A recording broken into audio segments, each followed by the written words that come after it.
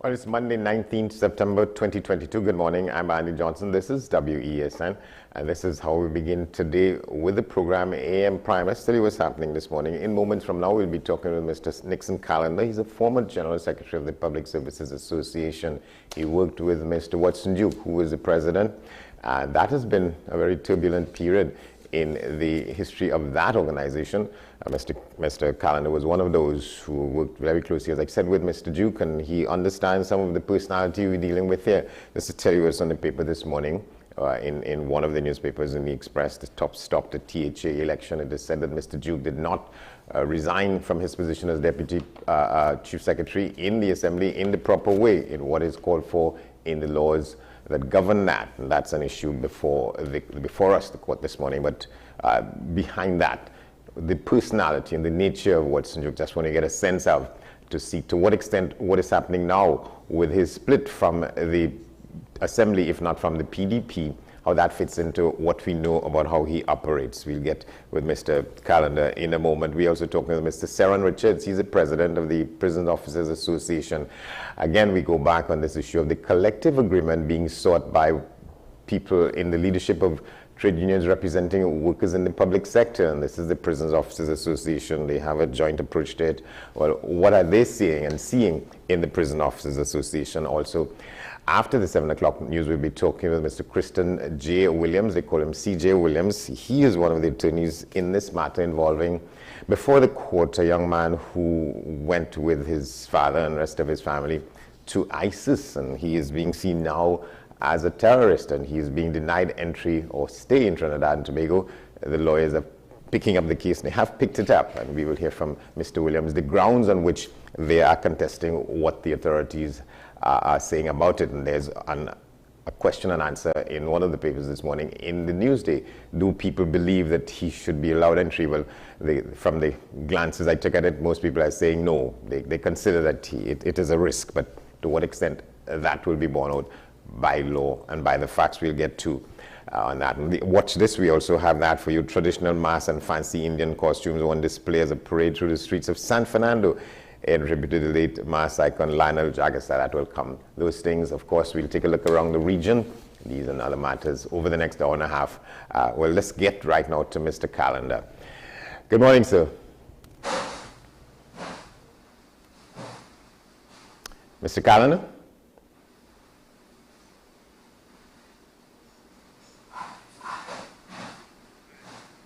We'll take a break, sort out what the kink is, and come back, stay with us.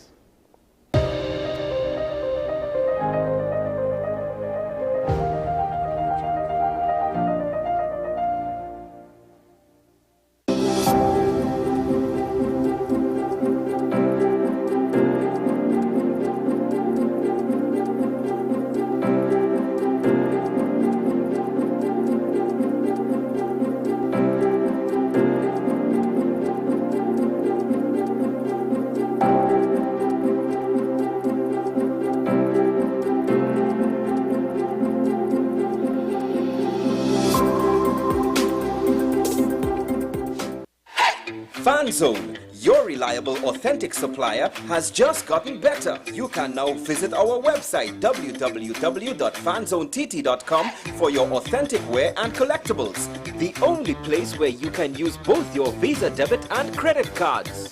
Visit our website fanzonett.com to make your purchase today.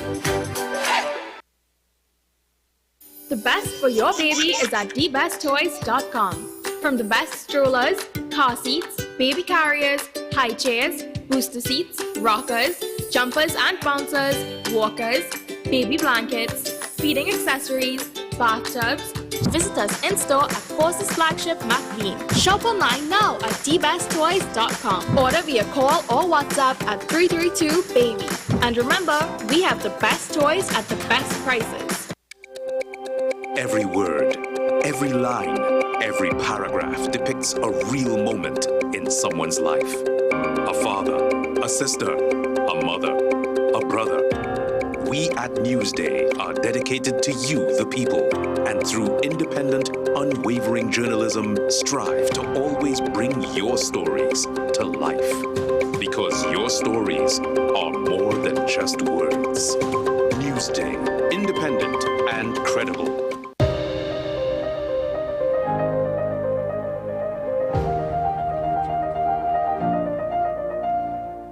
Welcome back to the program. Well, we thought that, as I said in the beginning, we should get some sense of who this personality is that is Watson Duke, and somebody who would have worked with him for some time at the head of the Public Services Association, Mr. Nixon Callender is our guest. Good morning. Good to have you.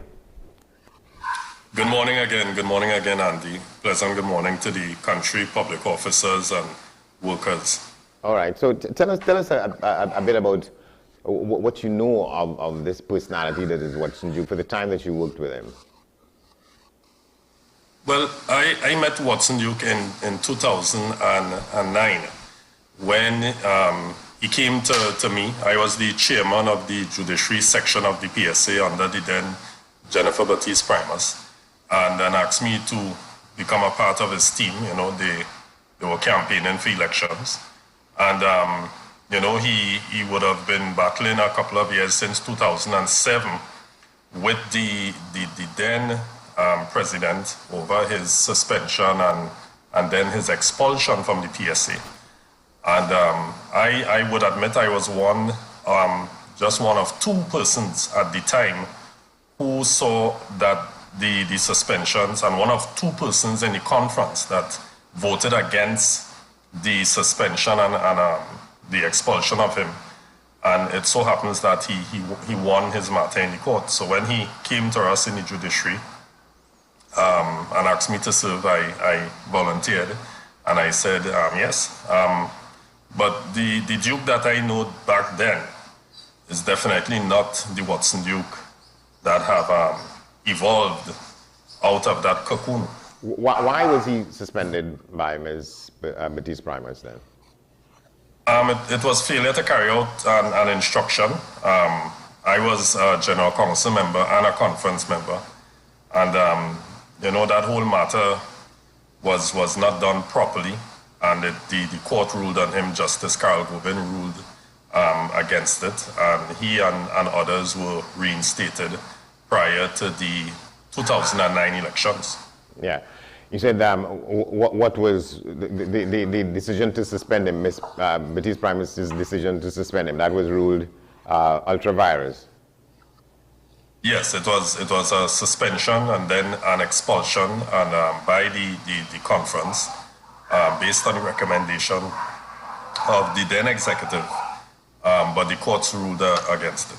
Yeah, and then when he went on to challenge for and became the president of the PSA, and you worked closely with him up until something happened. Yes, I came in office as an industrial relations officer, and with the resignation of Oral Saunders, I acted as the general secretary for a year, and the Conference of Delegates in 2010 appointed me as the general secretary in accordance with the Constitution. I worked with him, and you know, thereafter, I can say it was sometime in the third, I would say in about the fourth quarter of 2010, not too long after the elections, I began, you know, having to write him concerning a lot of matters that he was attended to not in accordance with the Constitution. And that literally degenerated into me having to write the General Council, which is the disciplinary body, several times, a couple of times. It led to also my suspension by him. It was myself and the treasurer of the organization when we reported a $1.5 million missing from the accounts of the PSA to the fraud squad. The courts quickly came in and reinstated us. And from there it started to degenerate. But what we are seeing now of him is nothing different to his whole character degenerating into something that persons can see as questionable. And we have seen the individual of Watson Duke morphed into something that no young aspiring person should want to aspire to be anything like the individual. I can safely say that. All right, I want to come back to that because there's a lot of substance in there. We have to try and I'll try to see to what extent we can bring out as much of it as possible in the time we have. But let's go back to you said the resignation of Oral Saunders, and I think Mr. Saunders continues to fight that even today, long after you all are no longer there. But do you remember why he resigned? Was he not suspended, and there was an issue with him and Mr. Duke as well?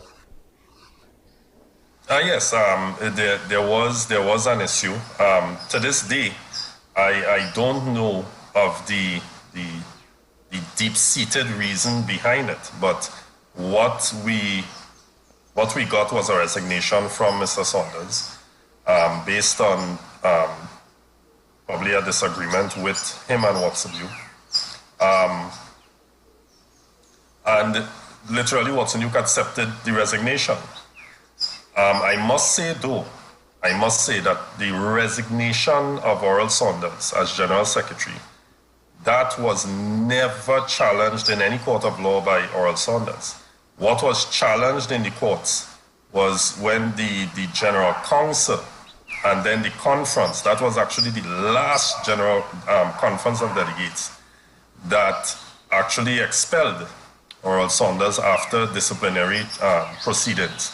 The court ruled that expulsion was ultra vires, and they reinstated him as an ordinary member. But his resignation was never an issue before the court of law. Yeah, so his expulsion was challenged successfully, but the resignation was made to stand. His resignation was never challenged. And there were several other people who were in that leadership group at the PSA under Mr. Duke who had issues with him or with whom he had issues. Let's talk a little bit about that.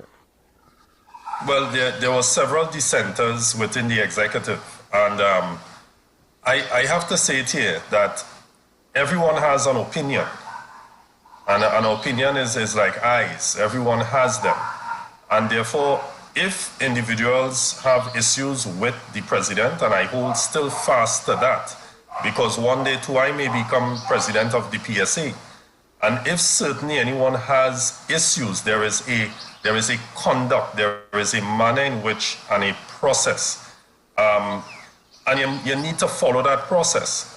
There was a lot of dissenting, there was a storming, there was chaos for a couple of years in there. But if you need to take out an executive officer, you need to do it in accordance with the law. And a number of times, the trustees would have taken Watson Duke, named myself in it also. They would have challenged that in the courts turned it down. When that didn't happen, persons stormed the PSA, attempting to take over the PSA, went and holding kangaroo proceedings and all these things. We need, and this was my position then, and it is still my position now, that the rules of the association is clear, and you have to adhere to it, you have to follow it. Even he could be the worst president. There is a rules, there are regulations, there are bylaws of the PSA under disciplinary that you need to adhere to. So yes, there was problems, serious issues, but those officers just basically went about it the wrong way. I took disciplinary matters on 4 occasions against Watson Duke to the General Council, and the General Council, as the disciplinary body, they refused to deal with it. So when that occurs,